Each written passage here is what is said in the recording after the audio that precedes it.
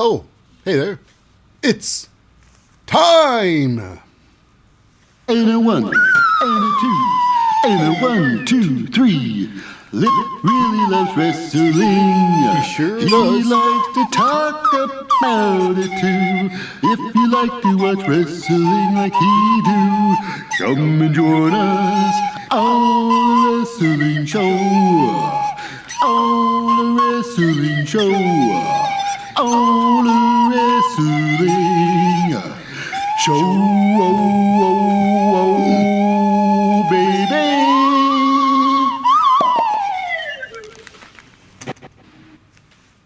Well, Mo. Well, Mo.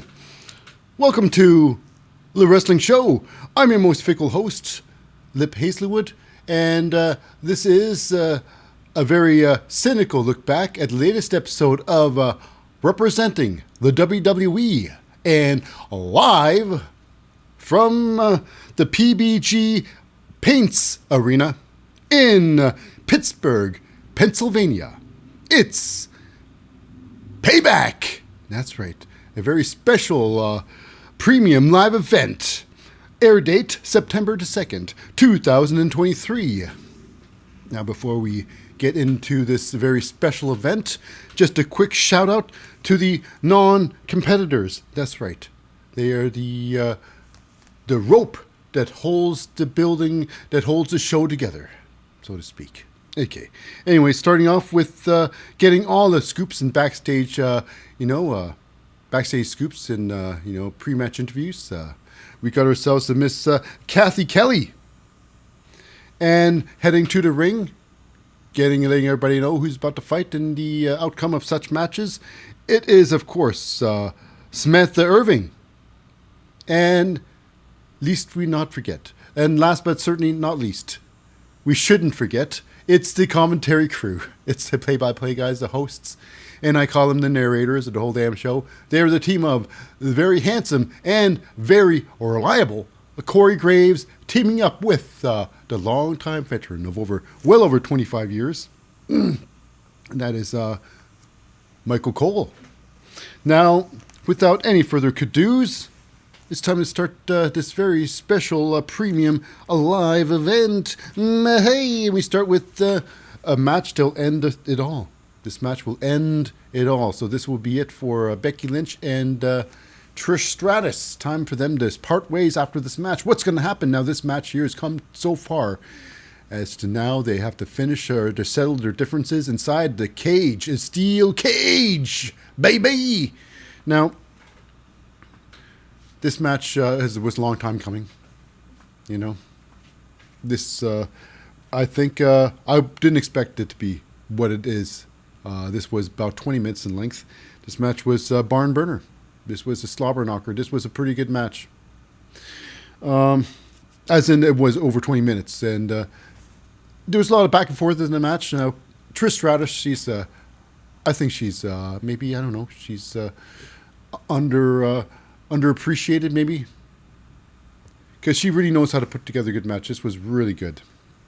Now, Becky Lynch, I always say, she's a go-getter. She likes to hustle. She likes to hustle in the ring there. It can look really hokey in the ring, or it can be really good. I mean, there's a fine edge Becky Lynch walks in the ring there when she fights, This match went very, very well. Becky Lynch really loves to go on the top rope. But when she goes on the top rope, she usually goes horizontally. Just straight out and drops down. It's like Mick Foley was on the ropes. Because Mick Foley he has an excuse. Mick Foley couldn't jump. He never jumped. He just climbed up higher. But top rope is what she did. Anyways, now she does a nice leg drop. Top rope leg drop, just drops off there. Now, they had a lot of opportunities, do some huge moves in this match. Lots of opportunities because it's a steel cage. 15 feet in the air. But never once did they jump off the steel cage. Nope. And should they have? I don't know.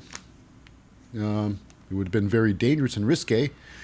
People would have enjoyed it, probably. But, what are you going to do? Nothing like that. But they had some big moves in the match, Now, what else happened? Is Trish Stratus. She's got a nice move. I'm not sure if it's how many times she's going to use it. It's basically she gets Becky Lynch into a dory stretch. And now, after this dory stretch, usually follows a dory bomb, where the person you're stretching out is lays out on their front, and you take a bump on on them, take a back bump, and they land on their face. This, however, was a little bit different. It's like Trish turns it to a neck breaker. She drops down to her butt instead of taking a back bump. Pretty devastating, I must say. Now, Trish does get her Stratusfaction on with a massive bulldog off the ropes. Gets Becky Lynch, but Becky does kick out of that move. Does kick out of it, but the match goes on. Becky Lynch gets to the second rope. She tries to climb out of the ring there. They get the whole thing on the second rope there. And another massive bulldog off the second rope. Does not get it. They fight on the top rope. Not top rope. They fight on top of the cage. Trish Stratus trying to escape. Becky Lynch trying to get her back in. A couple of times this happens here.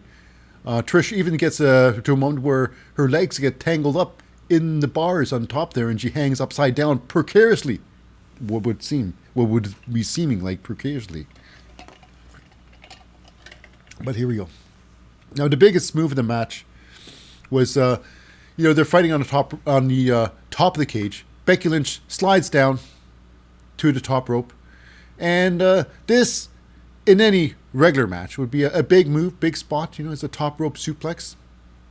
But in a steel cage, it would be, it would be a good spot, but not a huge spot. Because, of course, the steel cage got so much more huge potential of massive spots and disastrous spots, too. But, however, Becky Lynch, with the rare top rope suplex, was when every time the women's division do a suplex, it is the second rope. It is called a superplex, but it is off the second rope.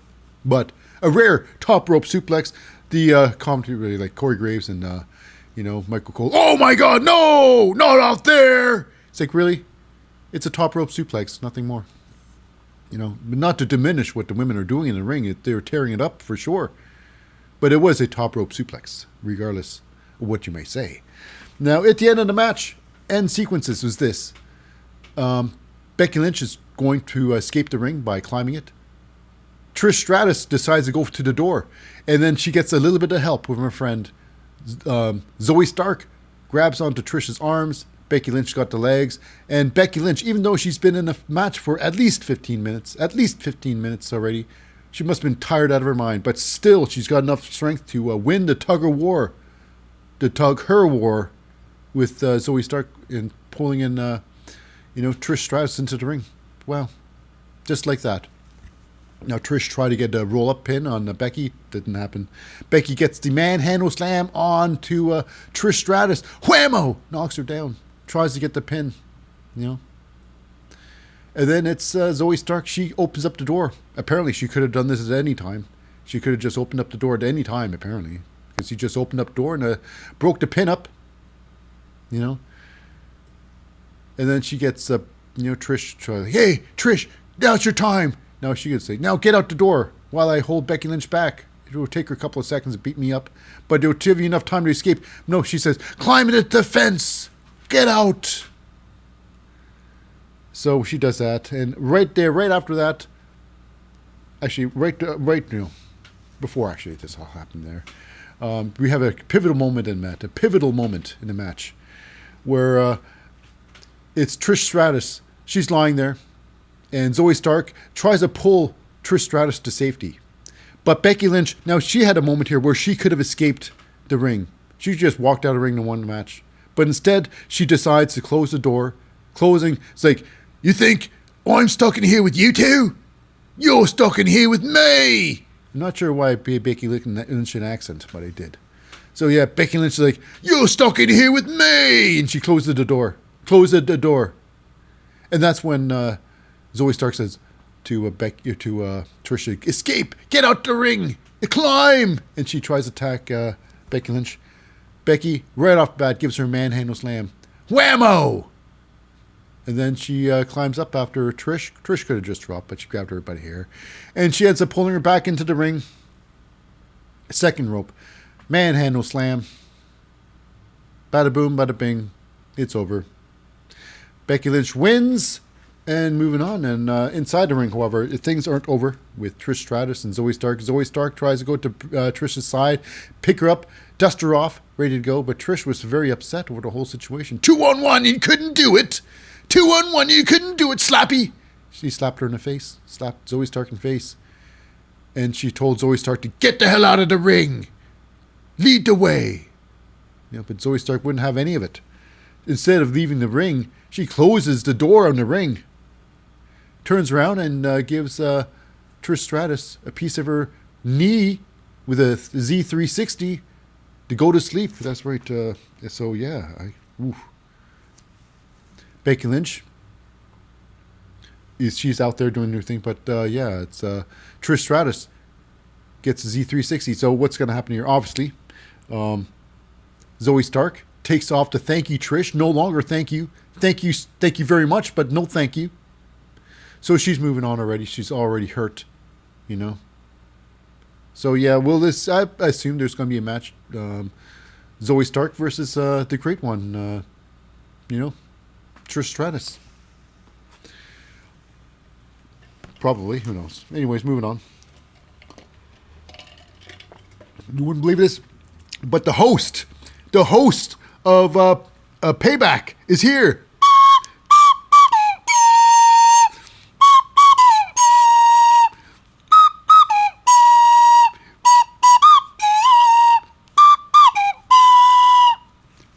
That's right, John Cena, music and all.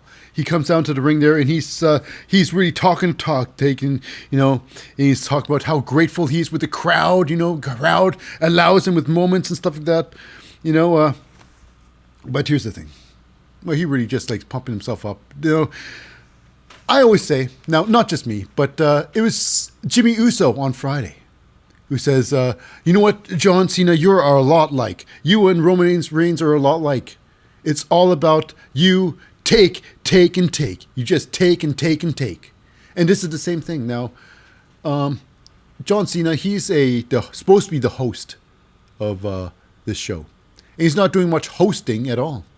So he takes his time to just declare himself the special guest referee to take this moment away from the two competitors who are going to be fighting. Mm-hmm. And lo and behold, this is a very big match because it involves both Raw and SmackDown. Mm-hmm. From Raw, it's The Miz. From SmackDown, it is L.A. Knight, rising superstar. Their feud's going on great. They had some amazing verbal jousting on both Raw and SmackDown. They've been building this match up. And only to have John Cena come in and take all the glory. All the glory. Because he made this match, he made it about himself. Made it about himself, and that's shameful. Shameful. Can you just be the host? Why'd you have to do a D-bag maneuver like this, Mr. John Cena? And, of course, there was The Miz was making fun of him and all, and making fun of his clothes, saying, you don't even look like a host. Let me give you some advice. And they start talking about advice, but no, not really advice, but they talk about clothes. But this is John Cena. He's wearing his wrestling uniform again. His shorts and jeans, but ends up he's got this shirt. He puts a shirt on, a wrestling shirt. So now he's officially the referee of this match, to the dismay of The Miz. Right now, LA Knight didn't really give two squats whether he's a referee or not. And this match here was about 16 minutes. 16 minutes. So here's the thing. What's about John Cena? The fight, they take the fight outside for a little bit. John Cena counted 1, 2, and it was, seriously, I thought, wow, John Cena's counting. And LA Knight rolls in the ring there to break the count, and he gets into John Cena's face. Yeah. And John Cena's like, oh, no, you don't. I don't know. He maybe didn't say it, but after that, they fight outside again, and John Cena just doesn't count anymore. Now, every time they fight outside, Miz gets his arse kicked. Miz, the second time they're out there, Miz gets, back body dropped right into the timekeeper's area, just thrown right in there. And then LA Knight goes in there and throws the Miz back out. Whoa! Just like Roadhouse style, baby. Bouncer style. Throw him back out. Not in here you don't. So they fight on. Now. We get to a point where we find out exactly where John Cena is as a referee. Not only doesn't count anymore, but we get a point where now Miz has LA Knight onto the corner, lying down. He wants to stomp a mud hole in him. And a referee would, a referee in general, would give them the opportunity to stop the violation, the rope violation, with the count, and tell them exactly what's going to happen if they don't break the count. You break count, you're disqualified. You got a count of 5, 1. A little thing like that. Refs usually do that. John Cena, however, he's not a referee. He's just all showman. This is John the ref. He's like 1, 2. He just goes right in there and starts counting really fast. And then he does the unthinkable.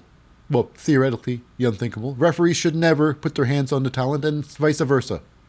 Because if the talent touches the referee, that's it. The match it's over. Disqualification. And the referees should never touch the talent. So this is the thing. He counts to 4, and then he tackles Miz right off the LA Knight. Miz is, eventually the tides are turned. The Miz gets put down, and the LA Knight tries to stomp a mud hole in the Miz. And the same thing, John Cena counts to 4, and then he tackles LA Knight off of him. Shoulder tackles him right off. Not once, but twice. 2 times. LA Knight gets so incensed, he gets right in the face of John Cena. Who the hell do you think you are? You're not supposed to do that. You're not a referee. In this match, I am. I'm John Cena, the referee. Look at my shirt. It says referee. So the fight goes on. Miz gets to a point where he gets LA Knight in a nice roll up there. And he tries to put his hand on the rope for some support. He tries to support himself on the rope. John Cena, he sees that. He stops the count. And that's all you need to do. Stop the count. And it notified that the Miz that, yes, you can't do that. I'm not counting.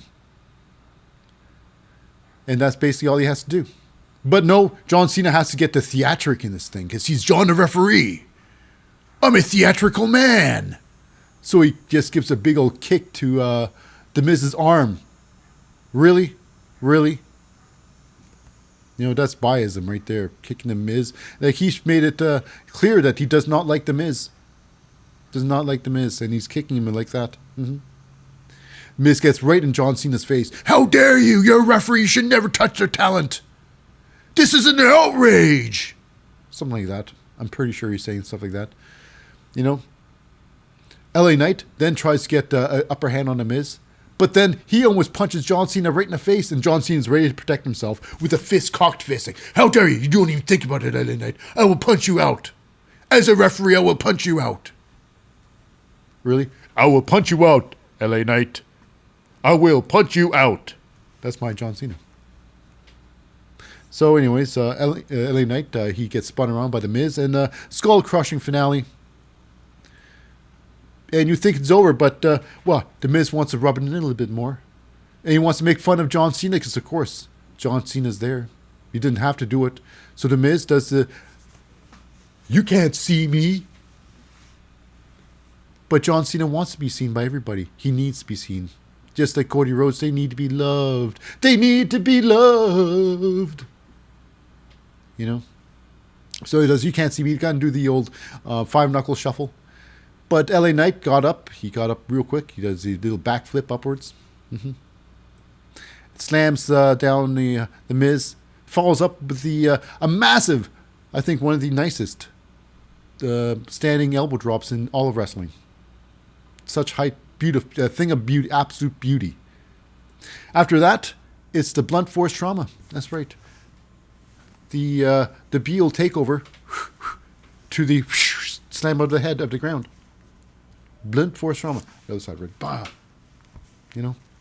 It's over for the Miz. Now here's the thing. John Cena, wow.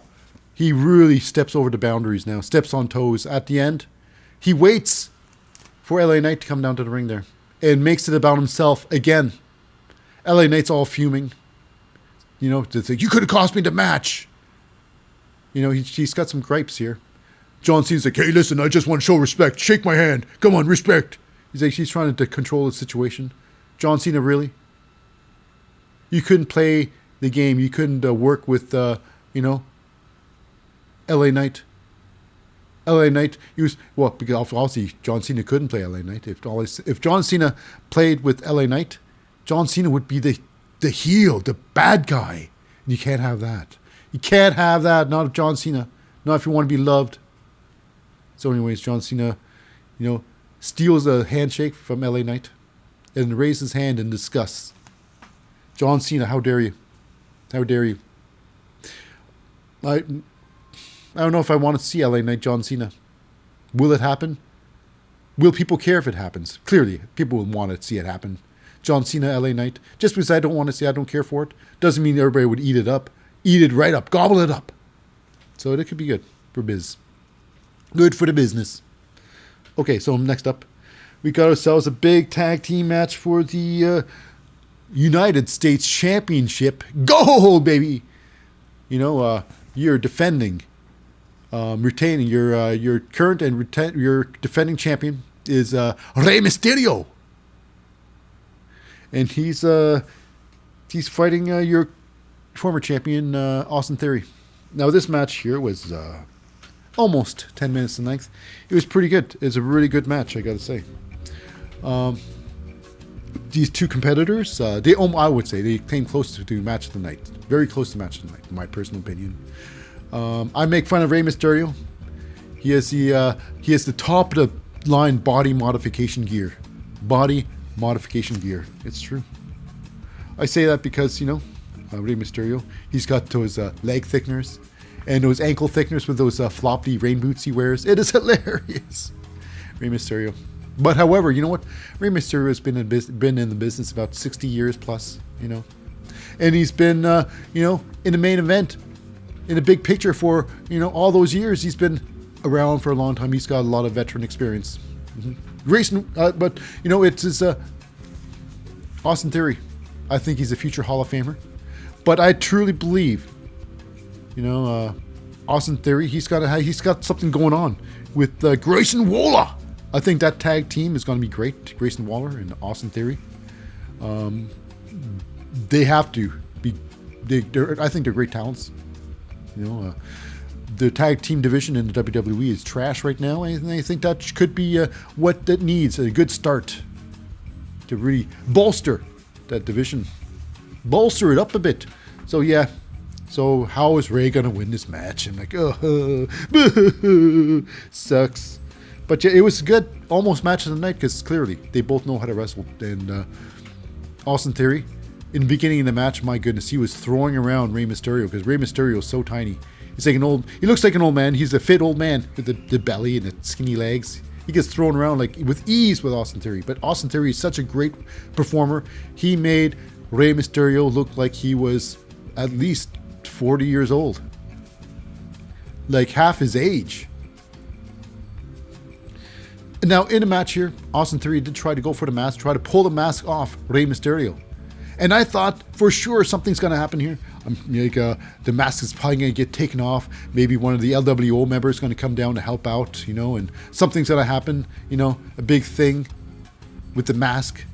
Stir up the pot, but I don't know. Nothing like that happened. Rey Mysterio just never buttoned it up. During the whole match, he would be pulling on his mask. So ridiculous. Pulling it down. Oh, my mask! I better fix my mask.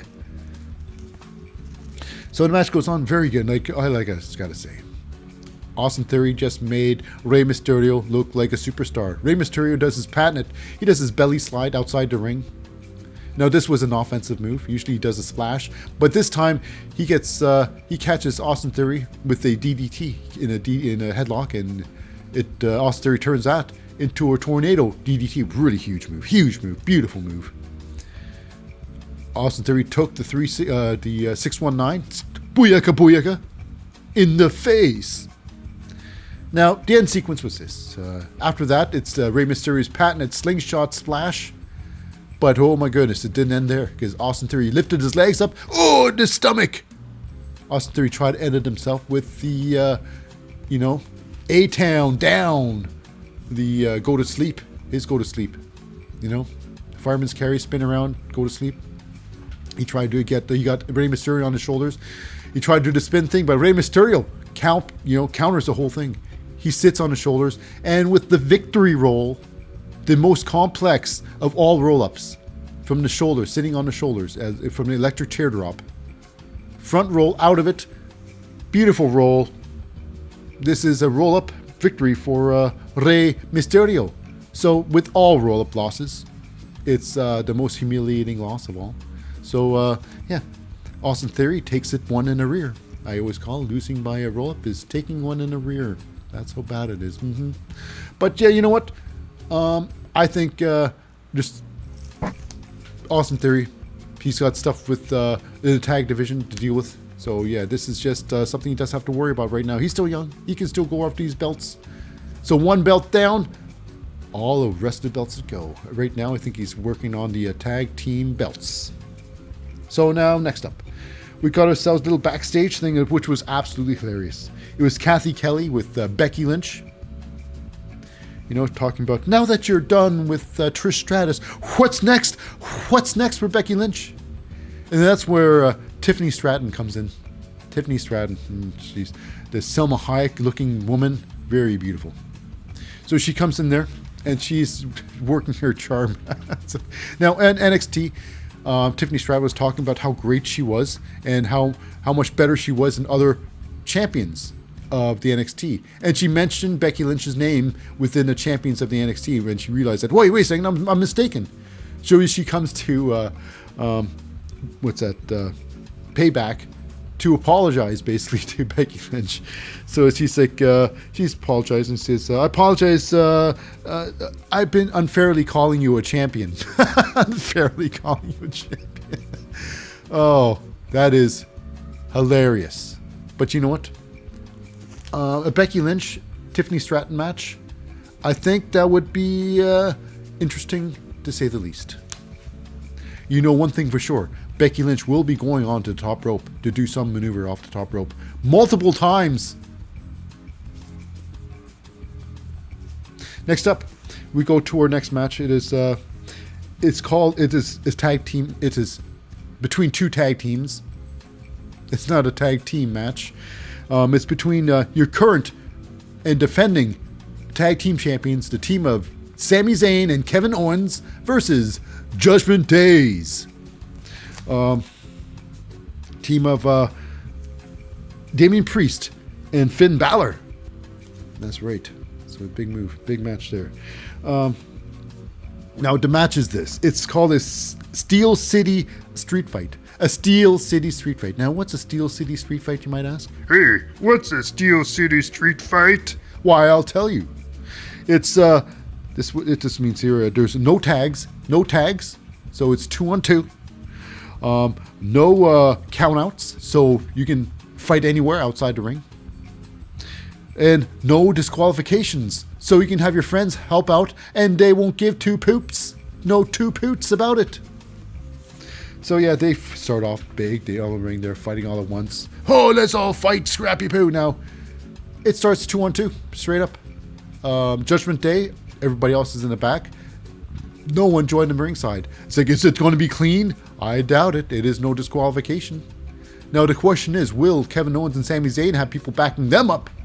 Like maybe Matt Riddle and Drew McIntyre, who've Matt Riddle watched her back before. Maybe, maybe not. So the fight goes outside of the ring. Not just outside of the ring, but into the crowd. Deep into the crowd. Where they start fighting there. And then Dominic Mysterio comes in the ring there. Comes into the ring, but comes in and starts attacking Sami Zayn and Kevin Owens. Oh! 3-on-2. They ended up Dominic Mysterio gets his arse kicked a little bit and he gets beaten to the back again. But the fight goes on. Now, before he gets beaten in the back, we got a special moment with Dominic after Dominic helps out a bit. It is the Judgment Day. They take Sami Zayn and Kevin Owens. They throw him over this barricade. And this is where magic happens. This is where a costume change happens. Because after they throw him over the barricade, the Judgment Day turn around and start cheering. Hey, we're the best. Look at us. I'm Damien Priest. Look at it. They see me throw them. We're the best. So after a good minute of cheering himself, they turn around to find out, oh my goodness, Sami Zayn and Kevin Owens had changed costumes. Now they have the Pittsburgh Penguins uniform on, at least their jerseys on, and now it's a street fight, baby. They got the hockey sticks and they start beating up some, Judgment Day. And that's when, of course, Dominic Mysterio gets beaten up to the back. They start fighting to the ring there. Sami Zayn sets up a bunch of chairs into the ring. And he then eventually Blue Thunderballs through the Blue Thunder Bomb onto Finn Balor. Did I say balls? Balls. Like Blue Thunder Bomb on Finn Balor. Match goes on though. Doesn't win it there. Kevin Owens comes in, and Damien Priest comes in there, and Kevin Owens comes in, and they set up these 6 chairs into a form of a table. And then it's Damien Priest.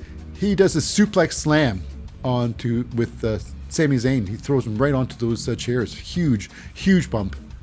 But that was only the second biggest bump of the night inside the ring. The biggest bump happens outside the ring. Now they start fighting outside the ring again. All 4 of them are fighting. And then, of course, once again, it's Dominic Mysterio attacks Sami Zayn, and Kevin Owens hits him one more time. He starts taking out some, Dominic Mysterio. Kevin Owens starts beating up some Dominic Mysterio, sets him up on a table. Now this is outside, into the crowd.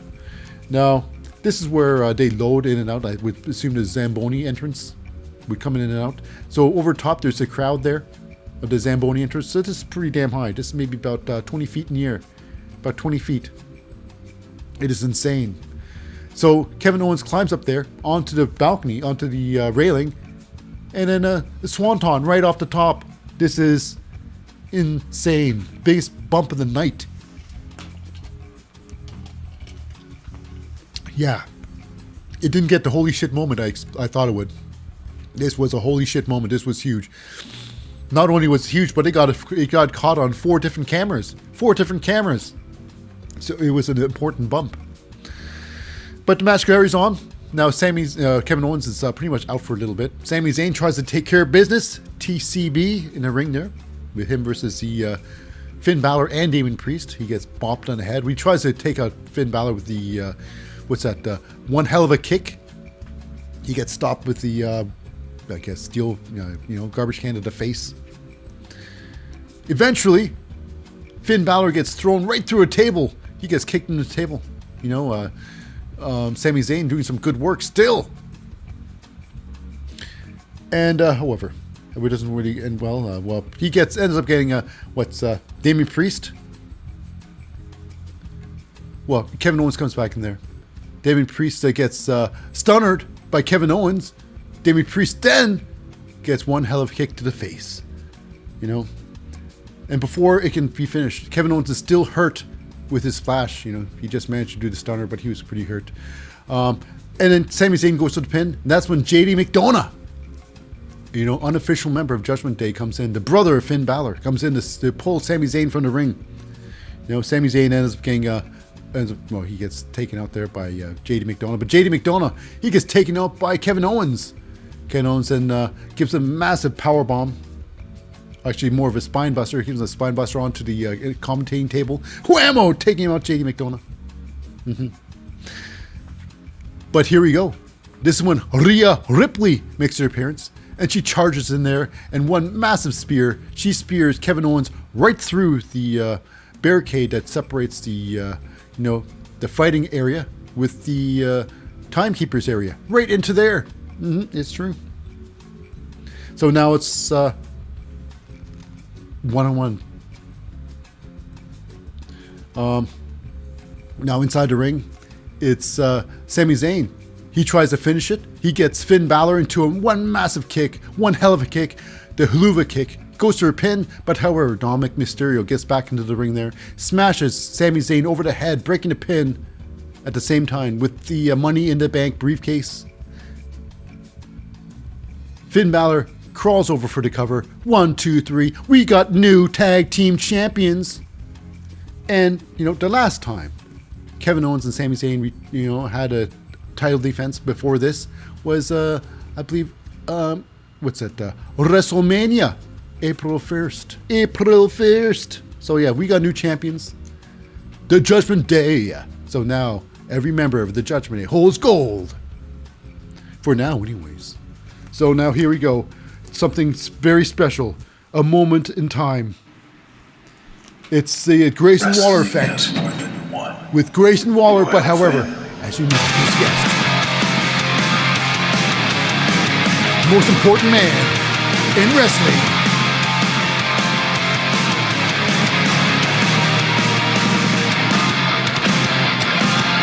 I got a rumbling in my bowels, and I think I'm gonna blow. There's a bathroom stall, I'm finally here. The toilet's there, I'm about to blow. I ate 5 tacos before the show. Shut the door and I sit down on the throne. Oh, whoa, I was never potty trained when I was younger. My father was never there. I did a poo today, don't have to do laundry. I told my mother, and if he was here today, I would proudly say, I would have told my father, I'm a big boy now. Don't need no diapers now. Don't need to buy any more depends. That's right. Cody Rhodes, the guest of the Grayson Waller effect. So it was pretty good to hear that, you know. So I gotta say, what's that? So Grayson Waller introduces him as the guest who couldn't finish the story. Like, ooh, ooya booya. That's pretty tough. Cody Rhodes. And he talks about Cody Rhodes. Well, you've had so many ups and so many downs, and you've been begging to come on my show to get the Grayson Waller rub. It's hilarious. Now Cody Rhodes, he's got a big scoop. Apparently a big scoop, you know, and the scoop is this. It's about Jey Uso. Now he left the Bloodline, and apparently he left SmackDown. He didn't leave the WWE, he left SmackDown. So I guess Cody Rhodes has talked him into joining Raw. Let's all celebrate. I got my freedom, I got a rumbling in my bowels, and I think I'm gonna blow. So, yeah, with that said, it's celebration, and then it's Jey Uso showing up. That's right. New look Jey Uso. You know, he's half his back part of his mullet is bleached. Blonde, baby. I can assume one day he's going to bleach his entire head. His entire head would be bleached. So he's starting fresh as a single competitor in Raw, at Raw. And he's got, of course, it's... what's that? Grayson Waller, you know, kind of welcome into Raw, you know. But yeah, I think this is a good start because Jey really hasn't done anything as a solo competitor. He's already broken records as a tag team, so I think it's time that he steps up and sees what he can do as a singles competitor. I'm looking forward to see what Jey can do in Raw. And, of course, Grayson Waller was trying to make fun of Jey, and then Jey just gives him the old not having it super kick to the face. That's right. Ends the show with Grayson Waller eating dirt, baby. And then, yeah, Jey Uso, he's got this new thing. He's got everybody going like this, doing the wave type of thing, you know. It reminds me of almost like Public Enemy, you know, the old tag team, hardcore tag team. Instead of up and down, instead of side to side, it's up and down. Anyways, regardless, I guess maybe it's completely different. So, Jey Uso, that's right. Some Uso on Harasso. So now next up, we got ourselves in the women's division match. It is the retaining and defending, defending women's champion, Rhia Ripley versus the very angry Raquel Rodriguez. In this, about a 7.5 minute match. This was like a Big E match where there are two big people in the ring there, and they're just slapping meat in the ring there. Two big people. They're trying to show dominance in the ring there. You know, hitting the ropes and trying to knock each other down, trying to Irish whip people, and but not really happening because they're showing they can't be moved. So a lot of strong style happening in this match here. But of course, it's Rhea Ripley showing her dominance mostly. Now we got a moment in this match here where it's Raquel. She's on her back, and Rhea Ripley's trying to go at her with something, and Raquel, she gets some distance by kicking the face of Rhea Ripley. I'm thinking, wow, could she have broken Rhea Ripley's nose in this match? Could Rhea Ripley's nose be broken in this match? Or slightly fractured, but she was bleeding, not only quite profusely, but she was bleeding pretty good. We was cleaning the blood away pretty nicely, though. But yeah, something was definitely not right with Rhea Ripley's bleeding nose. Now the match goes on. Rhea Ripley does this massive drop kick, huge, standing just right on the face of Raquel. Now Raquel, I'm not sure what happened. She was supposed to, I think, powerbomb Rhea Ripley. Maybe it's supposed to be some sort of counter, But Rhea Ripley, Raquel tries to powerbomb Rhea, and she ends up falling backwards. She ends up falling backwards, and Rhea, she almost squashes her face. It was hilarious. But then Raquel, she followed up with a massive running clothesline, redeemed herself. But in this match, Rhea Ripley was really aiming for Raquel's leg. Now, Raquel's gone through like a lot of leg injuries before. So Rhea Ripley is now focusing on a leg, She chop blocks it, and she applies the prism lock as well. The prism lock is like the standing sharpshooter, So I should just crush the leg, but Raquel doesn't tap out there. Eventually, she gets chop blocked yet again. I'm thinking, will this come in play? No, it doesn't. It doesn't come in play at all. Now we have got a moment where they're fighting outside. Rhea Ripley gets really badly handled outside there. She gets like a power bomb into a throw. Raquel throws Rhea Ripley into the the timekeeper's barrier. And they fixed that good. And then you wouldn't believe this. Also, oh my goodness, she picks her up and lawn darts Rhea Ripley into the corner post. Now I would say, these moves like that, when you throw someone into the corner post, that should be an extreme match move. These moves should be disqualified. Like Bobby Lashley does a similar thing like that, where he runs someone's head into the post. Stuff like that should really be a disqualification. But apparently it's not, because these things don't really hurt that much. I don't know. The match goes on. Dominic Mysterio comes down to the ring, tries to give Rhea Ripley some moral support. Dominic Mysterio ends up getting pulled into the ring. And then body slammed, like power slammed by Raquel for no apparent reason. They're trying to help out Mommy. Mommy. So after disposing of Dominic Mysterio, Raquel turns around, only to get blindsided by Rhea Ripley, and then one riptide later, it is over for Raquel Rodriguez, and Rhea Ripley retains the women's title. And right now, that's all the title matches there in the this whole thing, this whole event. But anyways, next up is not really. We got one more match, and is our main event, which is for the World Championship, the Heavyweight Championship. Seth Rollins versus Shinsuke Nakamura. So there are 2 title matches today. Just 2. There is no Roman Reigns. There is no, Io Sky. Yeah, a lot of people. And there is no,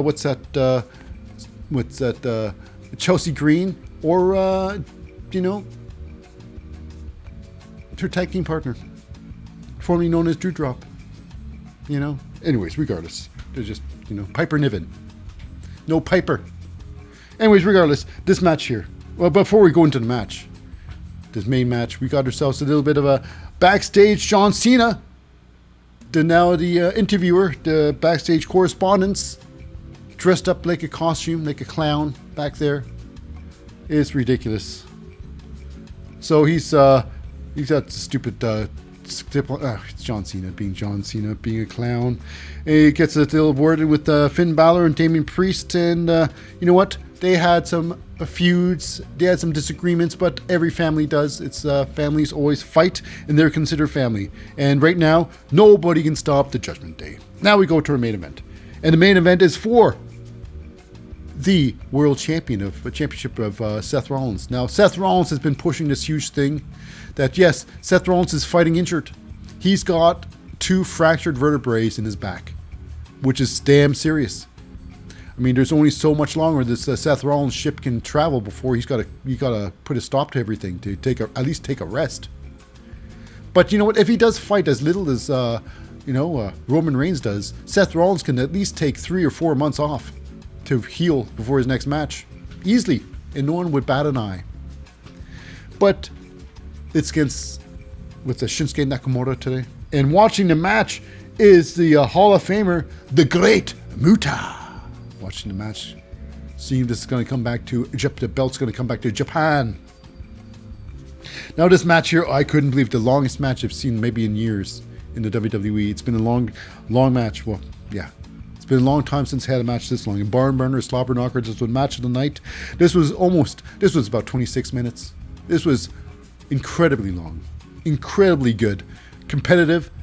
Top of the line wrestlers. This was great. Everything you can ask for. Very competitive. Seth Rollins with his tope suicidas on point. Now Seth Rollins, he's got a back problem. Now will Seth Rollins go on the top? No, he does his top rope suplex usually. Very top rope. The superplex off the 3rd rope. Now will Seth Rollins sacrifice his back doing a suplex? He doesn't. He goes for a Frankensteiner. The Hurricanrana. Knocks Shinsuke off the top rope. Now, early on in the match, Seth Rollins did try to go for the curb stomp. For a curb appeal. Didn't get it. Shinsuke with his patented sliding German suplex. That bunch of nonsense. It's funny too. In this entire match, Seth Rollins, he's got the bad back. So-called, he's got the bad back. The broken, the fractured vertebrae. And not one time. There was body slams. That was about as hard as it's going to go with Seth Rollins. Now, if Roderick Strong was in this match here, Roderick Strong, he's the king. If he can break your back in every single position possible. There was not one backbreaker attempted in this match. Not even one. Which was, I don't know. Maybe they're just playing it safe. But anyways, the match goes on. Shinsuke gets Seth Rollins to do a sneaky, tries to get him in an armbar. Yar! The armbar, yar! Seth Rollins, he fights out of it. He lifts up Shinsuke. His back muscles are just fine. He picks him up, powerbomb Shinsuke out of it. Now, eventually, Shinsuke does turn things around. He gets Seth Rollins with a shocking Kinshasa to the face.